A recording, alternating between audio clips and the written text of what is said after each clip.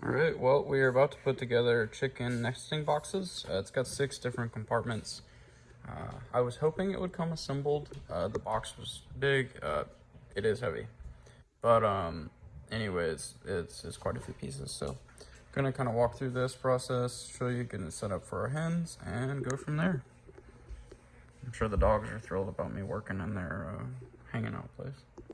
Okay, first piece you're gonna use, along with these small nuts and the small screws.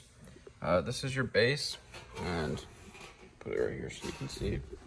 But there is a difference. So this is your back, this is your front. You know, there's a height difference there. So essentially just tilting it forward, and then you'll attach the screws through there and start adding the walls on.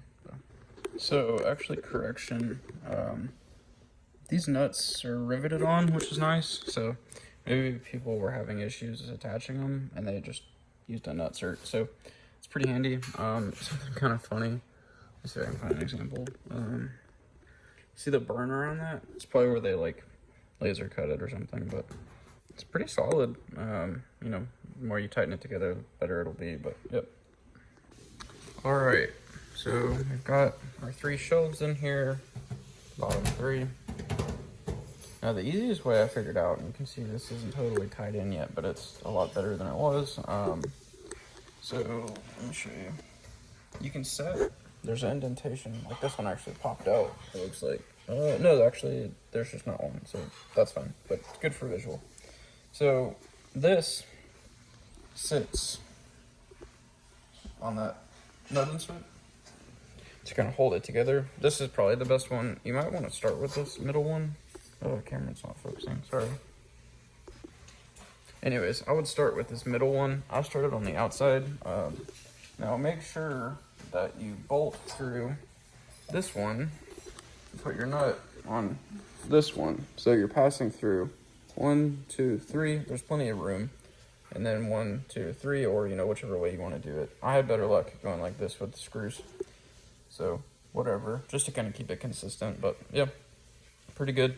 I was doing this kind of precariously. The only real sharp edges are like right here, but I mean, even then, I run on my finger of it and I haven't gotten hurt. So these edges kind of gnarly, so tread kind of lightly, but it's fine.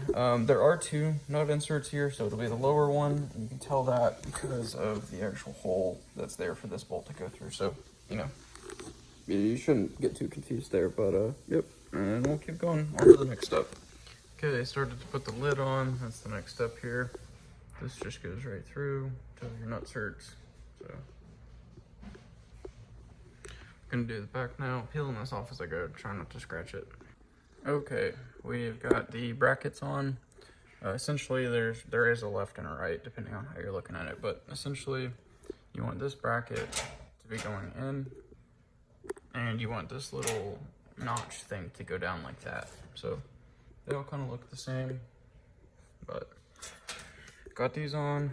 Now we're gonna figure out how to put the brackets on and go from there. Okay, well, got the perches on. Some of these where they powder coated or whatever, just real bare to drill. This is a little adjustable side to side. I think that's just the slop in the roof nut, but yeah. I did all of this using the included screwdriver. You know, it's not going to win any awards, but it works. It's also got a flat head on the other side, so I don't know, kind of handy. My hand is kind of mad at me because of it, but yep, we'll go get it mounted. Looks like you use those 2, so 2, 4, 6, 8.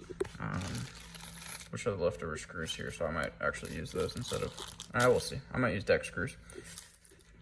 Keep everything standard out there, but yeah, pretty good. Hopefully we'll be getting some eggs soon.